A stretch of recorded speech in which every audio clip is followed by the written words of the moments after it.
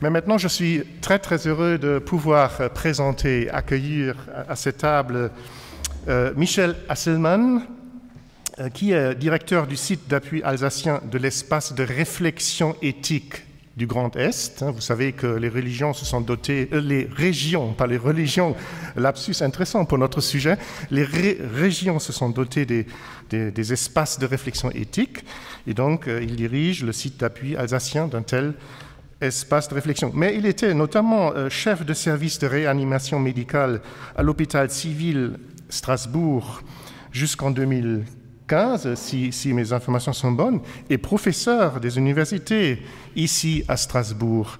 Michel Hasselmann est aussi membre de plusieurs, ou était, ça dépend, membre de différents comités d'éthique. Donc il a beaucoup travaillé des questions éthiques. Il était membre du comité d'éthique des facultés de médecine, de pharmacie, au CHRU de Strasbourg.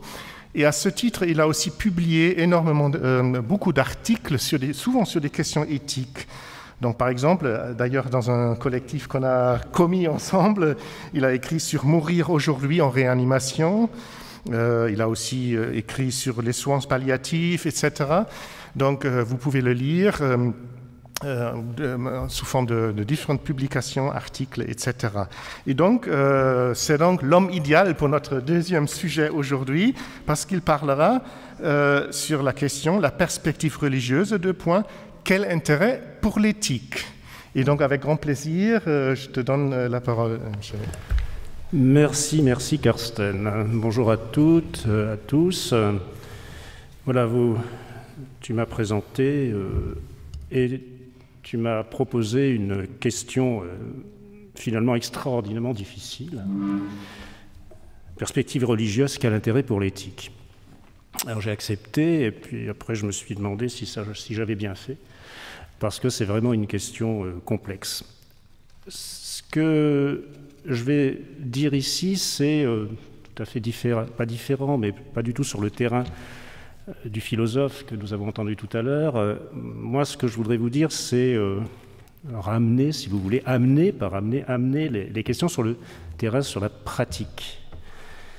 Alors, d'abord, je crois que quand on pense le mot éthique, ce qui vient à l'esprit, eh bien, c'est l'idée de valeur. On associe éthique, valeur, avec la notion de bien, de mal, de mauvais. Et puis on ne se pose pas en général la question de savoir d'où viennent ces valeurs, car nous vivons en Occident dans cette conception qu'il y a un idéal qui fixe notre désir. Mais quel idéal? Alors ça peut être un idéal théologique, philosophique, matérialiste, scientifique. Les pistes sont multiples. Mais ces pistes multiples sont aussi des sources de conflits entre les tenants de celle-ci et ceux de celle-là, ce qui va rendre difficile de s'accorder sur la primauté de l'une par rapport à l'autre. En pratique, je reviens sur le terrain de la pratique clinique, puisque je suis clinicien. Sur le terrain de la pratique clinique, souvent, il va y avoir possibilité, pas forcément concrétisation, mais possibilité de conflit.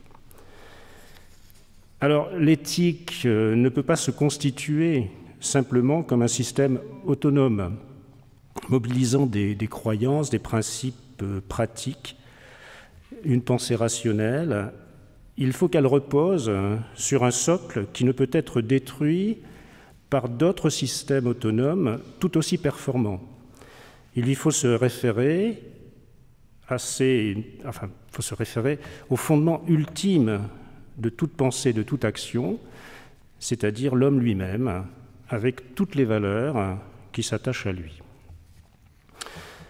Donc quand j'ai accepté de réfléchir à ce que peut être une perspective religieuse à l'égard de l'éthique, je l'ai dit, je suis ni théologien, ni philosophe, et donc j'ai pensé qu'il fallait que je me replie, si on peut dire, pour affronter cette question sur le terrain qui est le mien, c'est-à-dire celui d'un médecin hospitalier Carsten, tu me l'as dit, tu l'as rappelé, j'ai été réanimateur médical pendant 40 ans quasiment, et je coordonne aussi, encore maintenant, l'unité d'éthique clinique du CHU. Donc c'est nous qui allons sur le terrain quand il y a, j'en dirai un mot, quand il y a une question quasi insoluble, que les soignants n'arrivent pas à décider, ils font appel à l'unité d'éthique clinique. Alors, les situations pour lesquelles le discernement éthique survient, ces situations en clinique sont quotidiennes. Elles concernent la pratique soignante, le niveau d'engagement thérapeutique, c'est-à-dire jusqu'où aller, l'accompagnement en fin de vie, bien sûr la souffrance, et puis avec plus à distance, en clinique, en pratique, la bioéthique. C'est un sujet qui est moins actualisé en clinique, en pratique. Donc je laisserai de côté aussi une importante question, on en parle beaucoup en ce moment, une question éthique qui est soulevée par les conditions de travail dégradées des personnels qui conduisent de plus en plus souvent au burn-out, et je dirais même voire plus. Alors les saisines qui nous sont adressées à l'unité d'éthique clinique émanent des personnels de toutes catégories et de toutes spécialités qui, donc confrontés à des situations cliniques dans un contexte d'incertitude et de conflits de valeurs contradictoires, toujours incertitude et conflits de valeurs contradictoires, ne parviennent pas à décider quoi faire pour faire au mieux. Nous intervenons rapidement, dans les 48 heures, dans les services demandeurs, car souvent il s'agit de situations qui engagent à court terme le pronostic vital du patient. La mort est pas loin. La doctrine de l'UEC, donc l'unité d'éthique clinique, est de ne pas venir apporter la solution, mais tout au contraire, par une méthode dialectique, d'en faire élaborer une par les soignants eux-mêmes. Et au cours d'une délibération éthique, les personnels impliqués, guidés par 2 membres de l'UEC, vont, à partir de l'histoire clinique, de la volonté du patient, de leur expérience, identifier les conflits de valeurs en jeu et construire un récit qui va permettre de donner une identité spécifique à la situation, d'en repérer les blocages, les opportunités, ce qui, souvent, le plus souvent, permet de construire une décision acceptée comme étant la meilleure issue possible au conflit en cours. Une telle démarche engagée, par exemple, pour décider entre maintenir artificiellement une survie ou laisser aller la vie jusqu'à son terme du malade, on met en œuvre, interviennent le malade lui-même, les personnes de confiance, les soignants impliqués dans la fabrication de la décision. Et pendant cette fabrication de la décision, le plus souvent, personne, de façon explicite, ne va mettre en avant ses conceptions personnelles de la vie humaine, de son sens, des valeurs qui s'y attachent. Il est rare de voir s'afficher un dogmatisme intransigeant opérant pour la défense d'une cause, du moins dans la pratique qui est la mienne, au CHU de Strasbourg, on ne voit pas ça. Cependant, à travers des propos et des arguments, on sent bien que tel acteur est sensible au respect de la morale d'un courant de pensée religieux, tel autre a une conception plus philosophique, puis tel autre encore a une vision essentiellement matérialiste. Quand la souffrance s'exprime en clinique et que la mort rôde, que la situation, encore une fois, est incertaine et complexe, quels repères vont guider le discernement éthique pour une prise de décision? Alors, les possibilités sont plurielles, mais ce qui nous intéresse là maintenant, pour moi, la question qui m'est posée, quelle part pour le religieux et quelle est la perspective religieuse, quel intérêt pour l'éthique? Alors, pour aller plus avant, pour avancer, parce qu'on va en avoir besoin, je crois qu'il est important de distinguer et de rappeler la différence entre éthique et morale.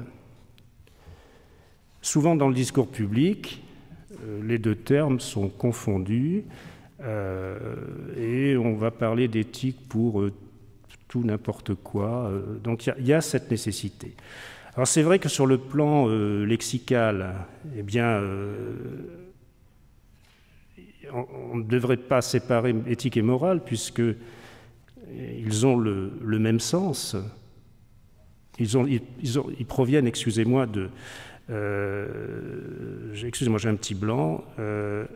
Oui, séparer éthique et morale sur le plan lexical est étonnant parce que les deux se réfèrent aux mœurs.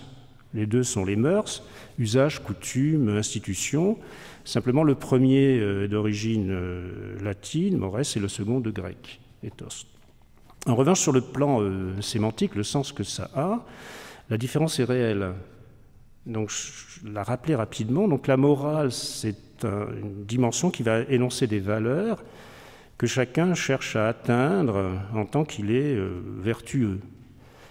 Elle renvoie à un absolu, une permanence. Et elle se place du côté, souvent, des certitudes. Elle va se référer à un idéal, une métaphysique, qui peut être religieux, philosophique, dans lequel vont s'ancrer des notions qui sont le bien et le mal. Bien et mal sont les qualificatifs de ce qui s'attache aux valeurs morales. Et elle va répondre à la question, la morale, que dois-je faire? En théorie, que dois-je faire? Elle commande, et quand on pense à la morale kantienne, elle est catégorique, les impératifs. Un discours ne peut pas ébranler, modifier une conception morale d'une affaire. Elle peut travailler autour, mais pas la modifier. L'éthique, quant à elle, c'est un travail dialectique, donc de discours, par une démarche raisonnée, une pensée discursive, élabore selon une tournure platonicienne, une opinion vraie, qui, face à une alternative aux termes contradictoires et insatisfaisants, établit ce qu'il vaut mieux faire, c'est-à-dire souvent ce qui est utile. L'éthique est porteuse de ses propres exigences, mais elle ne peut se constituer simplement comme un système autonome de croyances et de principes pratiques, car privée de fondements robustes et assurés, elle serait soumise à l'arbitraire et incapable de lutter contre d'autres systèmes autonomes aussi arbitraires. Contrairement à la morale, l'éthique est modulée par des évolutions historiques qui lui font prendre à différents moments ou simultanément des formes différentes telles que l'éthique de conviction, l'éthique de responsabilité, l'utilitarisme ou encore l'éthique minimale de Rugen-Augien, fondée sur le principe de non-nuisance et de valeur accordée aux intérêts de chacun. L'éthique a progressivement pris une place croissante dans les activités humaines. Acteurs publics, professionnels, citoyens l'invoquent pour appuyer des décisions. Ce qui naguère était attendu de la spiritualité, pour savoir dans la vie ce qui était bien de faire, est maintenant souvent confié au questionnement éthique. Alors, pourquoi cette évolution? Personnellement, je repère 3 déterminants, il y en a probablement d'autres, j'en repère 3. Le premier, c'est que l'éthique comme activité rationnelle rend ouvert la controverse possible. Un raisonnement peut être suivi, expliqué, réfuté, il peut être discuté et peut être également à l'origine d'une valeur telle qu'elle peut prendre une position juridique et être à l'origine d'une loi, elle-même modifiable. Secondairement, on voit par exemple l'IVG, la loi sur l'IVG, qui peut être modifiée, annulée, maintenue, etc. En second lieu, la préférence donnée à l'éthique tient au mélange des cultures, des croyances, et ça a été dit précédemment, des religions en un même temps et un même lieu, qui peut conduire à une confrontation de valeurs, de coutumes différentes, donc au même endroit, et encore une fois ici je le situerai en clinique. Ceci entrave la prise de décision dès lors que chaque partie se croit en droit d'attendre une résolution conforme aux valeurs qu'elle exhorte. Ça donc prend une difficulté particulière avec cette dimension-là. À cela s'ajoute le fait que le progrès technologique et progrès de l'humanité sont définitivement dissociés, à mon sens. La technologie a remplacé le progrès par l'innovation, qui a conduit aujourd'hui à une sorte d'innovation pour elle-même, une méta-innovation. On voit par exemple que la chimérisation humain-technologie fait entrevoir des gains de puissance extraordinaires et insoupçonnés, allant jusqu'à la promesse d'un transhumanisme qui prétend même battre la mort sur son propre terrain. Mais l'idée de ce monde futur effraie le plus grand nombre et l'optimisme collectif semble déserter chaque jour davantage nos sociétés. La spiritualité religieuse, quelle que soit sa puissance, aura du mal à lutter contre ces démiurges d'une cosmogonie nouvelle, soutenue par des moyens financiers, je dirais aussi hors normes qu'indécents, qui proposent aux plus fortunés, au fond, la vie éternelle, heureuse, ici-bas. Seule la démarche éthique, à mon avis, avec toutes les composantes qui sont les siennes, peut mobiliser les valeurs humaines pour lutter contre de telles forces destructrices. Alors, essayons de revoir pourquoi l'État laïque invite les différentes voies spirituelles à l'exposition de leur rationalité, leurs arguments dans le domaine public. Quand on prend la composition du CCNE, qui a été créé en 1983, on voit que parmi les membres, 19 sont des personnalités qualifiées, reconnues pour différentes valeurs, et 15 appartiennent à la recherche, et 5 des personnalités appartenant aux principales familles philosophiques et religieuses. Donc la composition du Comité national d'éthique était forte et maintenue depuis sa création. Il y a ces 3 catégories de personnes qui sont là, dont les représentants des principales familles philosophiques et religieuses. Donc une telle composition, qu'est-ce qu'elle nous apprend, qu'est-ce qu'elle nous dit? Eh bien que chacune de ces catégories a une spécificité devant contribuer à la réflexion en matière d'éthique. En d'autres termes, les scientifiques, philosophiques, religieux doivent pouvoir défendre au sein du CCNE les valeurs portées par chacun d'entre eux. Et dans les comités d'éthique, qui ne sont pas les comités d'éthique nationaux, mais les comités d'éthique comme ici à Strasbourg, dans d'autres villes, aux universités, eh bien, on s'attache toujours à avoir des représentants correspondant grosso modo à ce qui est prévu au comité d'éthique national. Alors, mais en quoi l'éthique peut-elle trouver, au fond, un intérêt dans la perspective religieuse? C'est un premier sens de ma question. Alors donc, je n'irai pas pour essayer de répondre à ça, ou pas répondre, mais de faire avancer la réflexion, je n'irai pas sur le terrain de la bioéthique. Recherche sur l'embryon, génomique, don d'organes, IA, intelligence artificielle, etc. C'est un domaine tellement à part que je préfère rester sur celui de l'éthique clinique, c'est-à-dire la pratique, là où nous sommes confrontés réellement à la décision et à la mise en œuvre de quelque chose qui va se solder par souvent ou parfois le décès de la personne. Il faut bien voir cette situation, elle est terriblement difficile. Pour les praticiens de terrain, c'est quelque chose de très difficile. Quand une décision médicale est complexe à prendre, toujours dans l'incertitude, ça n'est pas sur le plan technique. En général, c'est tout à fait bien maîtrisé. Il peut y avoir des carences, on entend en ce moment avec le Covid, il n'y a pas de lit pour tout le monde, il n'y a pas de respirateur pour tout le monde, c'est tellement... c'est cruel, c'est difficile, c'est un moment particulièrement stigmatisant. En temps habituel, ça n'est pas le cas. Donc ce n'est pas un problème technique, mais c'est sur celui du sens que peut avoir ce que nous allons proposer sur le plan humain. Si le patient n'est pas en état d'exprimer sa volonté, eh bien, nous engageons une procédure collégiale, puisque s'il est conscient, je le rappelle, s'il est conscient, première personne avec laquelle nous prenons langue et nous discutons, c'est le patient lui-même. Mais s'il n'est pas conscient, une procédure collégiale, c'est le terme de la loi, va être engagée pour mener à bien une délibération éthique avec, bien sûr, la directive anticipée si elle était rédigée, ce qui est encore rare aujourd'hui, et puis les professionnels impliqués dans la prise en charge du patient, la personne de confiance également. Il va s'agir de savoir si la décision à prendre est en soi bonne ou mauvaise.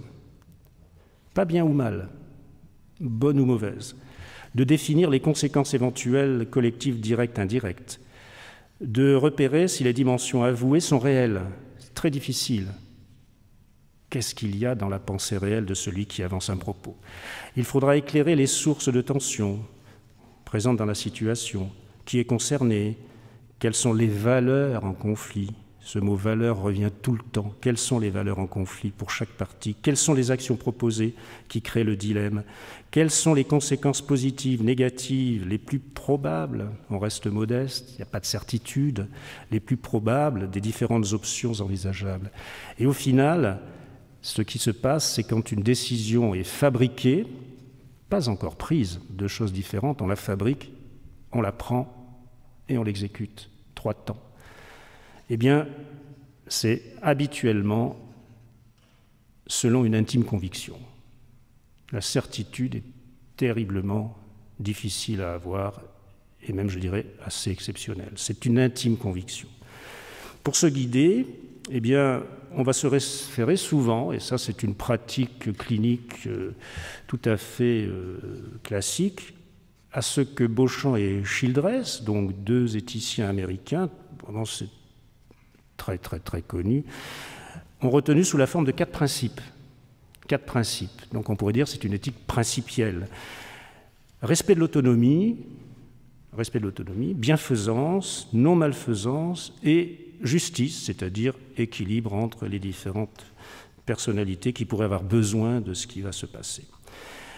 Et donc ces principes, quand on les lit, ça semble fondé sur l'idée que l'hédonisme et l'hédémonisme, c'est-à-dire ce qui se repose sur le plaisir, l'évitement de la souffrance, la recherche du bonheur finalement pour la personne soignée et pour le groupe, eh bien ça pourrait être le but de l'existence humaine. Voilà ce qu'on va faire, on va faire ça pour qu'il n'y ait pas de souffrance et puis qu'il y ait au fond du plaisir, etc. La description de ce processus décisionnel, cadré, reproductible, peut faire penser à un pur calcul de bénéfices-risques pour le patient, mais aussi pour la société. On a là, comme ça, quelque chose qu'on peut reproduire, les critères de Beauchamp et Childress, on fait ci, on fait ça, on regarde. Ça peut ressembler à un calcul bénéfice-risque. Et il ne semble à aucun moment ou rarement faire référence à une spiritualité, comme si la démarche éthique ne pouvait y trouver aucun intérêt. Voilà comment ça se passe en pratique.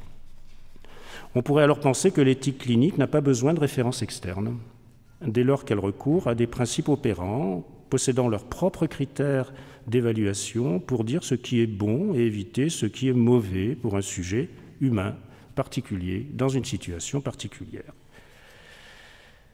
Eh bien, cette première analyse doit être réfutée, totalement, dans la mesure où, dans la procédure délibérative, il est toujours fait référence à la notion de valeur, tout le temps. Rechercher les valeurs d'égale importance en conflit, nommer les valeurs associées aux conséquences, définir les valeurs jugées comme très importantes dans une situation présente. Donc on est tout le temps, et c'est un mot, c'est prononcé, ce n'est pas juste une pensée. Sur le terrain, c'est prononcé. Les valeurs, on parle des valeurs. De même, quand dans les 4 principes de Beauchamp et Childress, il ne tiendrait pas s'il ne reposait pas sur un corpus de valeurs. Que serait le respect de l'autonomie, la bienfaisance, la non-malfaisance, la justice, sans les valeurs sous-jacentes telles que, je ne sais pas, la bienveillance, la liberté, la bonté, la dignité, la solidarité, la responsabilité et encore d'autres. Comment respecter la liberté de l'individu, sa dignité, l'égalité entre tous les sujets sans valeur? Pour prendre une décision, il serait bien sûr possible, mais peut-être efficace, de renoncer à des principes abstraits en adoptant une éthique de situation, une casuistique pure. Mais il faudrait alors donner la raison et justifier pourquoi l'on renonce précisément à des principes abstraits. Pourquoi on ne les prend pas en compte? Une décision ne se référant qu'au factuel, au concret technique de la situation peut être balayée par une décision opposée, prenant sous un autre angle les éléments de la situation clinique pour aboutir à une décision tout à fait différente.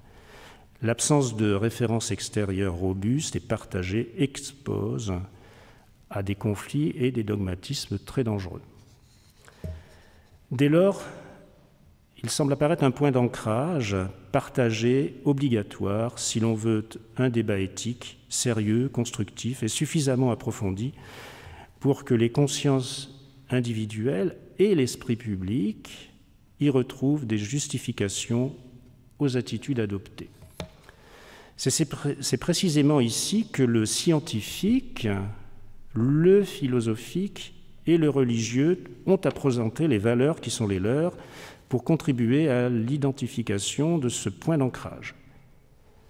Le débat à ce sujet est complexe et je ne peux pas m'y aventurer beaucoup plus avant. Philosophiquement, on en rediscutera. C'est une discussion philosophique.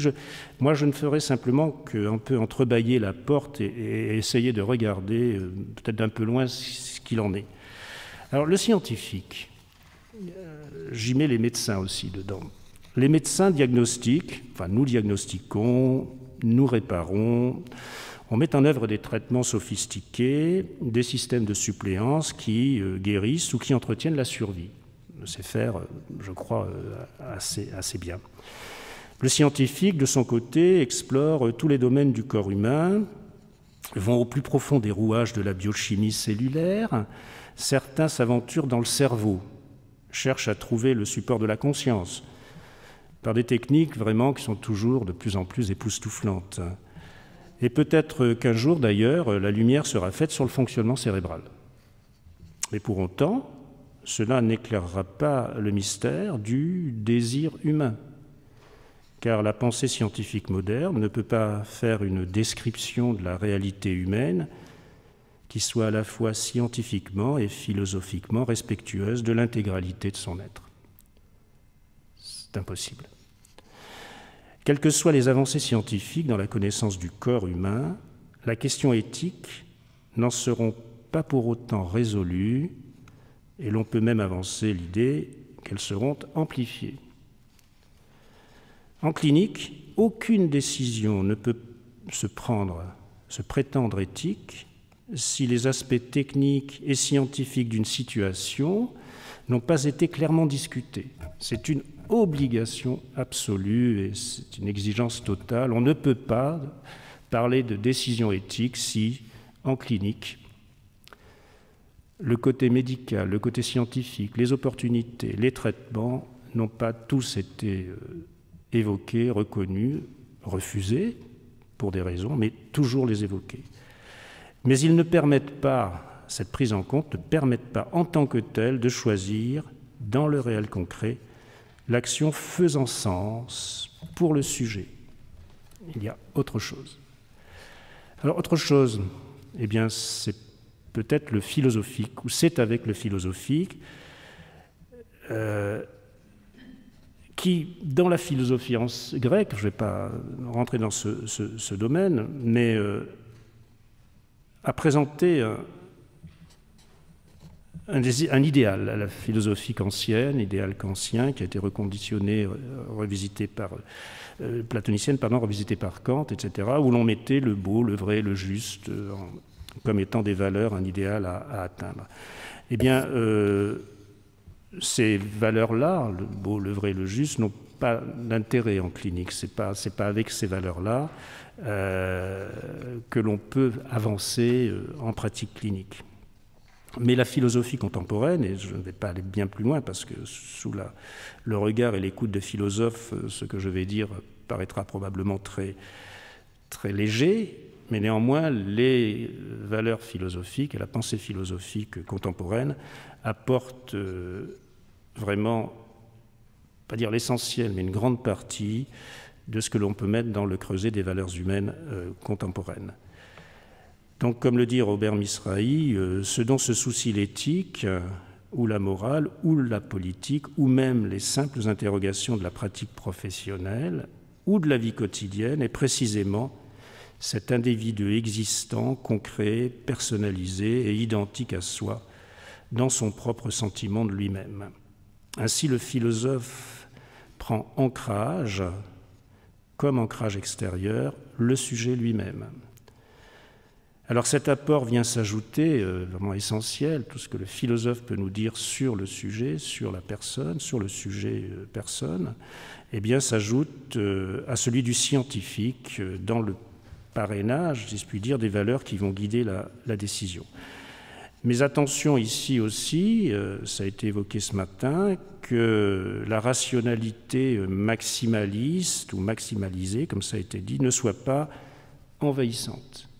C'est quelque chose d'important, ça. Il ne faut pas que par cette raison-là, on abrase les autres. Alors, le religieux.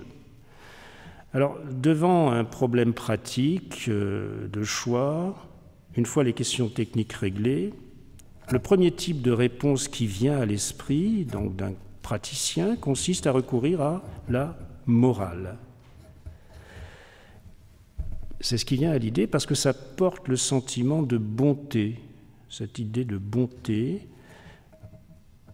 sans être la seule, elle a aussi la capacité de mobiliser quelque chose de très essentiel chez le praticien, c'est le sens de la responsabilité. Quelque chose, quand on dit la valeur morale, il y a à la fois la bonté et la responsabilité. Et ça, c'est mobilisé par cette idée de morale. Je ne sais pas si dans la salle, certains d'entre vous ont déjà participé à la fabrication d'une décision de limitation thérapeutique dont l'issue est le décès du patient soigné. On peut témoigner quand nous l'avons fait, quand on l'a fait, ce qui m'est souvent arrivé. Je ne parle pas d'euthanasie, je parle d'arrêt thérapeutique. Quand on l'a fait, eh bien, on peut ressentir ce que veut dire la notion de bonté et de responsabilité. Et on l'accroche à quelque chose qui est en nous-mêmes, quelque chose de moral. Alors, quel type de morale? Alors c'est vrai, ça peut être une morale individuelle, collective, celle d'une culture ou plutôt celle d'une autre. Bon, la réponse n'est pas certaine. Mais il est difficile de donner, parce qu'il est difficile de donner un contenu concret à la morale. Le médecin et les soignants, on a contourné l'obstacle. Tout simplement, si je puis dire, en créant des codes de déontologie médicale, infirmière, qui précisément indiquent comment doivent être, et c'est une injonction quasiment catégorique, comment doivent être les actions et les comportements durant l'activité professionnelle pour être en accord avec les valeurs morales attachées à la personne humaine. Le code de la déontologie, c'est ceci. C'est précisément ici que le religieux doit apporter sa pierre à l'édifice, car il est défenseur des valeurs métaphysiques attachées à la personne humaine, autre que celles dites par le philosophe. Cette idée qu'il y a des valeurs transcendantes est si profondément inscrite dans l'esprit des humains contemporains, des praticiens de terrain, qu'il n'est ni souhaitable ni possible de la nier. On voit alors qu'en clinique, la résolution d'une question éthique ne passe jamais uniquement par le calcul à visée utilitariste, eudémoniste, hédoniste, attaché à la liberté du sujet. Il y a toujours obligatoirement, consciemment ou non, mobilisation de valeurs. Sans elle, il semble bien que pour la grande majorité des agents, ignorant les conceptions philosophiques de l'homme, détachés de la transcendance, le problème éthique serait encore plus difficile à repérer et certainement à supporter. Il faut penser aux acteurs de terrain. La résolution d'un conflit ne peut advenir que si aux considérations techniques, professionnelles, économiques, juridiques sont associées les dimensions métaphysiques et philosophiques porteuses des valeurs. En clinique, par exemple, pour décider de la poursuite ou non d'un traitement, nous considérons en même temps, je l'ai dit, la volonté du patient, l'entourage, les possibilités techniques, etc. Nous considérons ces valeurs-là. Mais en revanche, nous éliminons toujours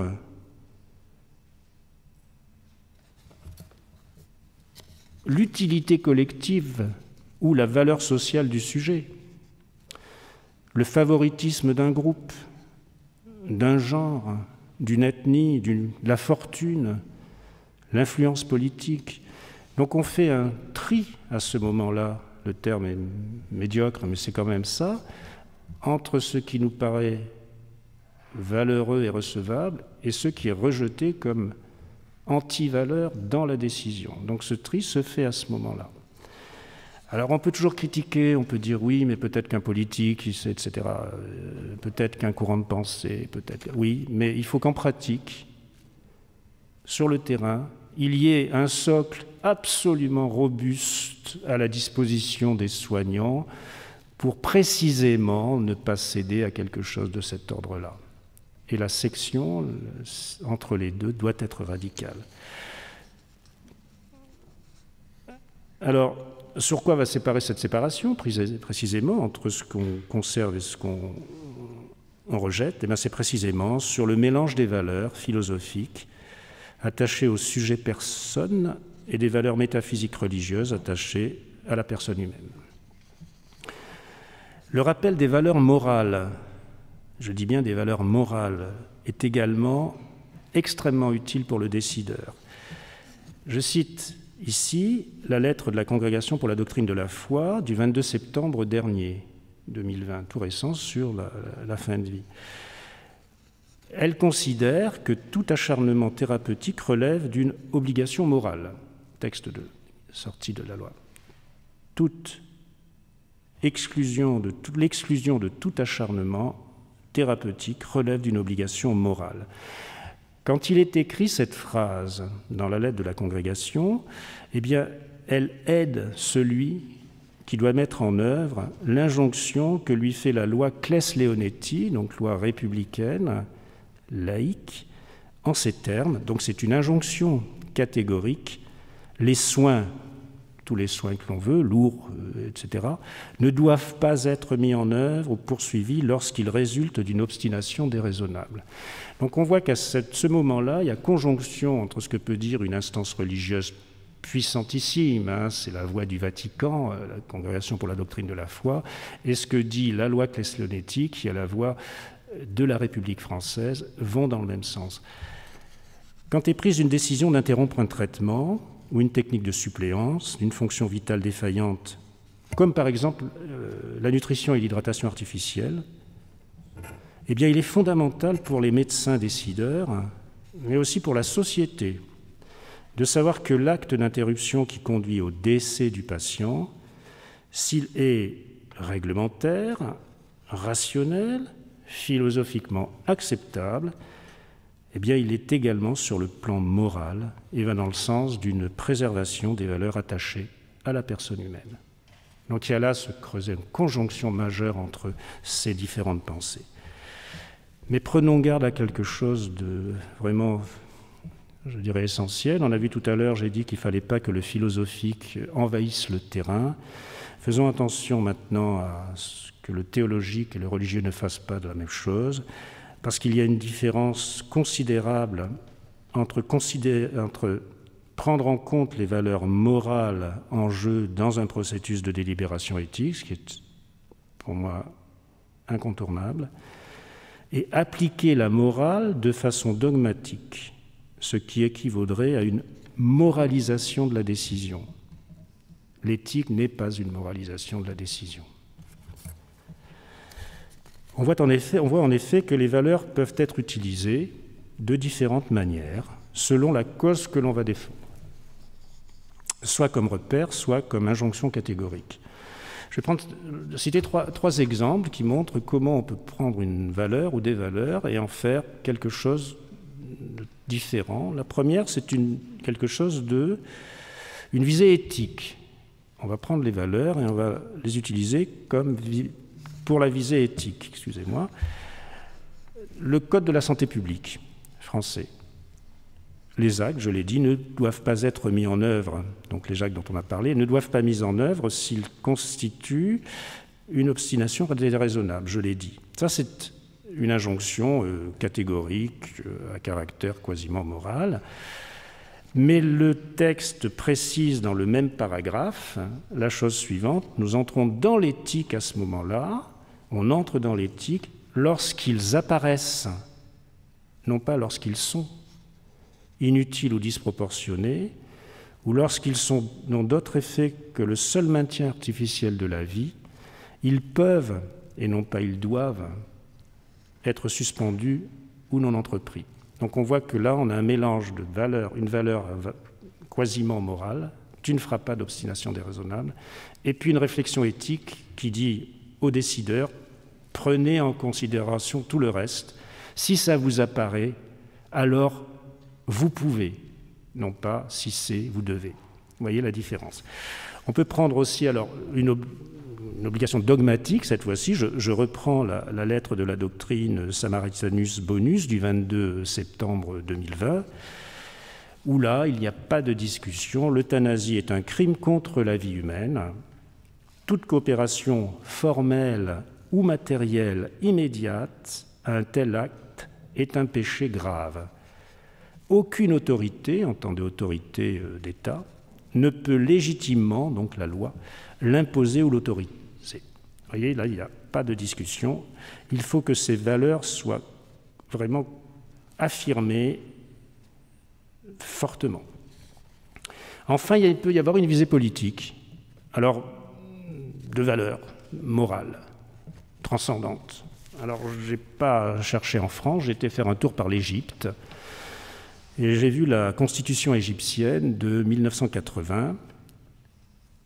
Dans son article 2, dit la chose suivante, « L'islam est la religion de l'État. L'arabe, sa langue officielle, et les principes de la charia islamique, la source principale de la législation. » Donc vous voyez, là, il y a une récupération, si je puis dire, les valeurs promues par la charia en Égypte. En 1980, ils ont peut-être changé depuis, je n'ai pas vérifié, qui va être prise, une valeur morale devient une valeur incontournable juridique. Donc, ça peut donner de l'éthique, ça peut donner un dogmatisme, ça peut donner du juridique. Alors, ce détour par l'Égypte aussi me permet aussi d'attirer l'attention sur le fait que nous autres habitués à nous référer à des valeurs occidentales, attachées au christianisme et à la philosophie politique du libéralisme, eh bien, nous risquons de ne pas voir en pratique qu'un patient d'une autre culture qui ne se réfère pas à ces données-là, eh bien, on peut ne pas le regarder. Et donc, il est urgent, vraiment en clinique, que nous apprenions aussi à soigner en tenant compte de la transculturalité, c'est-à-dire à prendre en considération les normes coutumières, religieuses, sociales, culturelles d'autres peuples.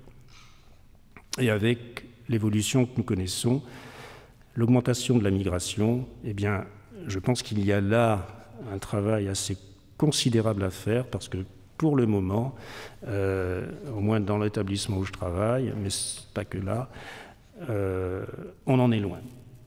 Tu as encore 3-4 minutes. Oui, d'accord. Déjà ? Ah oui, dis donc. Ouais. Alors, j'ai commencé un peu plus tard, mais bon, d'accord. Bien, alors je vais aller au final. Donc, on aura compris que pour nous, cliniciens, il faut que, pour qu'on puisse avoir en pratique une décision possible et qui soit humainement recevable, on ne peut pas se fier à un seul courant de pensée, que ce soit le scientifique, que ce soit le philosophique ou que ce soit le religieux. Il faut que les trois ensemble, et ça a été dit aussi précédemment, il faut que les trois ensemble collaborent puissent travailler ensemble, puissent apporter à la pratique quelque chose de fort. Alors, je vais terminer avec ceci. C'est une question que moi, je vais poser maintenant, parce que dans le titre de ma communication, eh bien, on peut le lire à l'envers. Vous le prenez à l'envers, et on peut se demander si dans le titre, il n'est pas possible de lire « Est-ce que la perspective religieuse cherche son intérêt dans l'éthique ?» Regardez le titre. On peut le retourner. La perspective religieuse de point, quel intérêt pour l'éthique? Point d'interrogation. Eh bien, on peut l'entendre. Alors, c'est peut-être une question un petit peu, comment dire, disgracieuse, je ne sais pas, mais je la pose tout de même parce que je crois que c'est une question importante. Moi, je ne sais pas y répondre et j'aimerais bien aussi en discuter avec les religieux, avec les théologiens, savoir si ça existe. En tout cas, il y a une chose que je peux dire, moi, en tant que praticien de l'éthique, c'est-à-dire je peux émettre un vœu, un souhait, c'est que il ne faut pas que la perspective religieuse soit de vouloir influencer outre mesure la démarche éthique telle qu'elle est pratiquée sur le terrain, dans laquelle les dimensions humaines, scientifiques, philosophiques et spirituelles sont toutes prises en compte aussi justement que possible dans la visée d'une résolution de conflit. Je rappelle ici la situation qui a entouré la mort de Vincent Lambert. Ça montre vraiment combien une position dogmatique qui va s'arc-bouter sur une vision intransigeante de la fin de vie d'une personne peut faire comme dégâts pour tout le monde. En second lieu, je souhaite aussi, j'émets le souhait qu'une perspective religieuse s'attache à soutenir les instances éthiques républicaines pour qu'elles ne soient pas décrédibilisées par les tenants de dogmatismes extrémistes qui peuvent aller jusqu'à remettre en question, par exemple, la loi Claes-Leonetti, qui a été construite, et on a participé à sa construction en tant que réanimateur, d'une finesse incroyable, avec une visée éthique absolument magistrale. Donc au total, quand un conflit de valeurs survient en clinique, eh bien, la démarche éthique est une sorte d'entremetteuse qui va viser à construire une issue acceptable. Dans cette fonction, elle ne doit pas être instrumentalisée ni mise en échec par des dogmatismes de tous ordres, que ce soit religieux, scientifique, philosophique. Il y a des dogmatismes scientifiques, ça c'est clair. Ils doivent en fait travailler ensemble. Ce n'est que par la prise en compte pondérée de ces trois dimensions humaines que peut être mené un travail de discernement qui ouvre sur l'option vraie, dans une intime conviction. Et je terminerai par cette phrase, et j'en finis pour une citation, celle d'Alain Grimfeld, qui a été président du CCNE, du Comité consultatif national d'éthique, et qui nous donne ceci: l'éthique n'est pas contemplative, elle est l'exercice d'une morale active, en quête d'un point d'équilibre entre la compassion et la raison. Je vous remercie.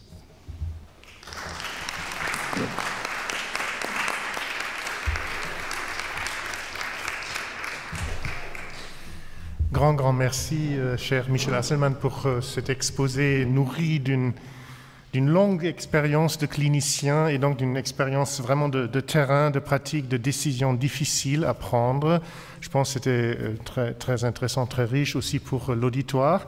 Il est déjà 12h03, mais on se donne quand même 10 minutes. Bon, ceux qui doivent s'en aller peuvent bien évidemment s'en aller, mais on se donne 10 minutes pour des questions. On ne peut pas laisser ça sans un tour de questions. Donc, approchez-vous du micro et posez vos questions à M. Hasselmann.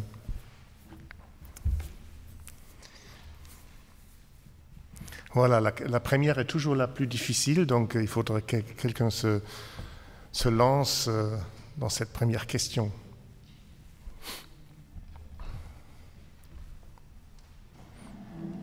Voilà, très bien. Bonjour, Monsieur Hasselmann, merci beaucoup pour cette intervention. Est-ce qu'on peut monter le son? J'ai une question. En fait, je me rends compte que des fois, dans les cercles théologiques, il y a beaucoup plus de fertilité intellectuelle et réflexive sur ces questions de société que ne l'est des fois les débats intellectuels laïques stricto sensu. Moi, j'avais assisté à beaucoup de réflexions, par exemple, sur les questions de transidentité, éthique, d'un point de vue éthique et religieux. Et c'est vrai que quand le débat est venu en France, je me rendais compte qu'en fait, on était très très en retard en France par rapport à ces questions-là de genre et identité de genre, toutes les questions éthiques liées à ça. Comment vous travaillez pour être pas avant-gardiste, mais en tout cas accompagner aussi ces réflexions théologiques, parce que j'ai l'impression qu'en fait on est un peu déconnecté quand on travaille, voilà, je sais pas, ou CCNE par exemple, sur des questions qui sont déjà travaillées dans d'autres cercles théologiques, mais malheureusement il n'y a pas de communication là-dessus. Comment vous percevez ce manque de communication ou ce travail qui est post-crise? C'est que quand il y a une crise, quand on sollicite les institutions, pas forcément religieuses d'ailleurs, parce que la religion elle a des fois des avis religieux vraiment proprement dit. Il y a des réflexions qui sont éthico-théologiques qui sont peut-être différents, par exemple sur la question du travail du sexe. Moi j'ai rencontré des théologiens avec lesquels on a travaillé sur cette question-là, notamment en Belgique sur la question du travail de sexe, du service de sexe pour les personnes à mobilité réduite. Et c'est vrai qu'il y a beaucoup plus d'émulation par rapport au débat qu'on peut avoir ici. Merci beaucoup. C'est une question importante et c'est vrai que je suis comme vous, je trouve que le débat public ou le débat dans le public, il y a d'ailleurs aujourd'hui toute une journée sur France Culture sur le débat public, qu'il faudra réécouter en podcast. Le débat public en France n'est pas à la hauteur. C'est-à-dire, il y a des prises de position qui sont dans un sens dogmatique, il y a toute cette intervention journalistique qui est utile mais souvent destructrice. Alors comment faisons-nous, nous, en pratique?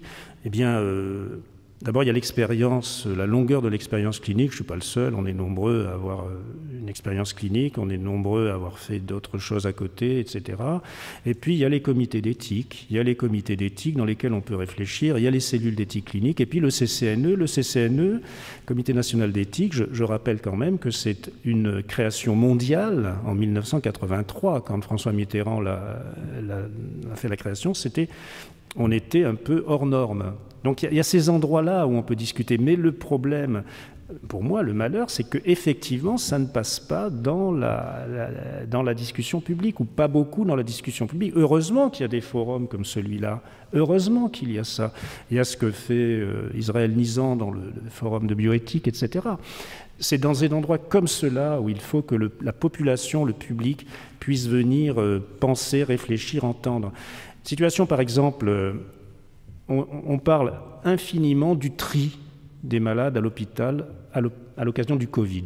Ce mot est détestable. Je l'utilise parce qu'on voit à peu près ce que je veux dire, mais ce n'est pas un mot qu'il faut utiliser. Quand on dit tri, il y a du déchet. Il n'y a jamais de déchet, il ne faut pas qu'il y ait du déchet. Le tri. Qui est-ce parmi vous a participé déjà à la définition des critères d'admission en réanimation? Est-ce qu'il y en a un parmi vous qui a participé à ça? Non, personne. Personne a donné son avis ou son sentiment de qui il faut le mettre. Allouer une ressource rare en santé. Personne n'est parmi vous. C'est qui décide? Finalement, c'est les médecins et entre eux, entre pairs. Vous voyez, là, il y a quelque chose aussi à faire. Donc en France, je crois qu'on a un gros travail. Et c'est une des missions des espaces éthiques. Les espaces éthiques ont pour mission, dans leur création en 2012, d'aller vers le public, de faire du débat public. Pendant la révision des lois bioéthiques qui existent en France, on a fait à Strasbourg, en Alsace, on a fait 36 débats publics. 36 débats publics en un mois. Donc voilà. C'est comme ça qu'il faut faire. Il n'y a que les forums, les débats, etc., qui doivent mettre sur le terrain, de parler des valeurs, de parler des croyances, de parler des certitudes, de mettre en avant les doutes avec les philosophes qui apportent toute cette lumière, avec les théologiens, avec les praticiens, avec les scientifiques. Voilà. Merci beaucoup. Est-ce qu'il y a une autre question? Oui.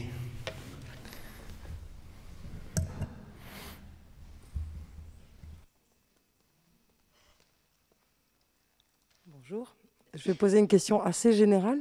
Est-ce que le personnel soignant, les docteurs, les infirmiers, etc., ont des cours dans le cadre de leur formation sur les différentes cultures, les différentes conceptions des problématiques que vous avez soulevées? Depuis quand? Est-ce que c'est des cours de qualité? Quelle place ça prend dans leur formation? Première question. Et deuxième question, vous dites que finalement c'est un collège de médecins, de pairs, qui prend des décisions. Est-ce que les critères sont à peu près objectivés ou est-ce que finalement il y a une grande place à la subjectivité et au point de vue de chaque collège finalement, qui peut aboutir à des décisions entre guillemets assez arbitraires?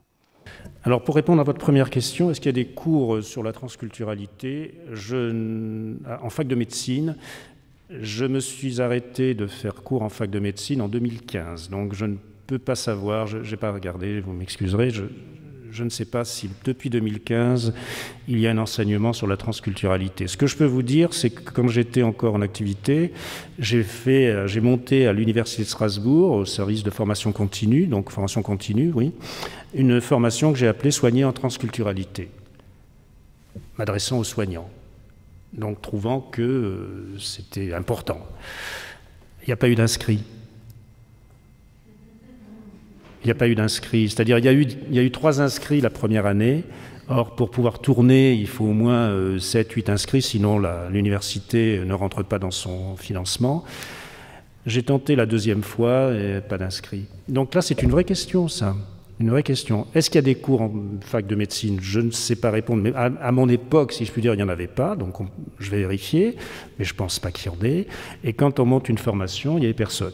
Donc il y a vraiment un souci là, hein. C'est-à-dire que nous sommes toujours avec la mise en avant de nos valeurs, fondées, comme je l'ai dit, sur des valeurs chrétiennes qui sont magnifiques, et puis sur le libéralisme occidental triomphant. Donc attention, ça ne marche pas. Deuxièmement, quand on décide, je dis ce sont les pairs qui vont dire s'il faut faire ceci ou cela, prendre un malade ou pas. Oui, on ne se trompe pas, je crois, on ne se trompe pas sur le plan technique, c'est-à-dire moi je sais dire si telle personne a besoin raisonnablement d'aller en réanimation sur des critères médicaux. Il a tel oxygène dans le sang, il a ceci, il a cela, donc on a des algorithmes, on sait faire. Très bien, on le fait depuis toujours, ça. Et puis on sait que celui-là, il ne faut pas le mettre en réanimation, parce que c'est de l'obstination déraisonnable. On sait le faire, ça. Bien. Mais le jour où on n'a plus les moyens de prendre tout le monde, le jour où il y a 5 personnes qui ont les critères d'admissibilité en réa, ils ont tous le même âge. 3 hommes, 2 femmes, 50 ans, tout le même âge. On prend lequel? On fait quoi? La Covid nous le montre. Est-ce que c'est encore aux médecins de dire mais ils ne peuvent pas, les médecins, dire ça. On ne peut pas. Il arrive un moment où on ne peut pas. À la fois, on ne peut pas. Et en plus, je crois qu'on n'a pas le droit moral de le faire. Et c'est pour ça que moi, je veux monter quelque chose qui est de réfléchir à froid, à l'avance, avec ce que Rawls appelle le voile d'ignorance, c'est-à-dire de définir quels sont les critères qui sont plus maintenant médicaux, qui seront dedans bien sûr, mais les critères humains à mettre dedans. Vous savez, il y a des pays où on en arrive même à dire que dans la difficulté, le meilleur choix, quand on ne sait pas faire, c'est le tirage au sort. Il faut y réfléchir. Il faut y réfléchir. Hein. Donc, moi, je dis, les médecins, on est absolument performants, on sait faire, mais il arrive un moment où c'est plus une question de médecine. Et c'est là où tout le monde doit se mettre ensemble, les philosophes, les religieux, les scientifiques, la population basique, enfin la population, monsieur et madame tout le monde, pour dire, oui, nous on pense qu'il faut, dans cette situation, préférer ce profil-là, en sachant, ça c'est fondamental, que la responsabilité de l'admission doit rester celle du médecin. Il ne peut pas dire « moi, c'est pas moi, j'ai appliqué ». Non, il faut que le médecin reste responsable. La responsabilité du médecin fait, pour moi, partie, mais absolue, de l'honneur de ce métier, au sens absolument noble du terme. Il ne faut pas la céder. Mais il faut aider quand même, non pas les médecins, parce que nous on prendra, je ne sais pas qui on prendra d'ailleurs, hein, mais je suis sûr que s'il y a 5 personnes qui arrivent et qui ont exactement les mêmes critères, on va peut-être en trouver d'autres qui seraient peut-être plus à caractère valeur sociale. Merci beaucoup pour cette question et cette réponse. Lors de la première vague de Covid, beaucoup d'instances médicales ont émis des textes sur ce qu'on appelle le triage en Allemagne, en Autriche, en Suisse, en France. Et c'est sans doute un sujet qu'il faut travailler davantage à l'avenir. Grand merci pour ce petit échange, mais quand même riche. Là, on va clore la séance. Je vous remercie encore une fois beaucoup, M. Hasselmann. Et donc, rendez-vous, si vous voulez bien, à 14h, ici dans cette salle, pour le premier atelier. Bon appétit et à plus tard. Merci.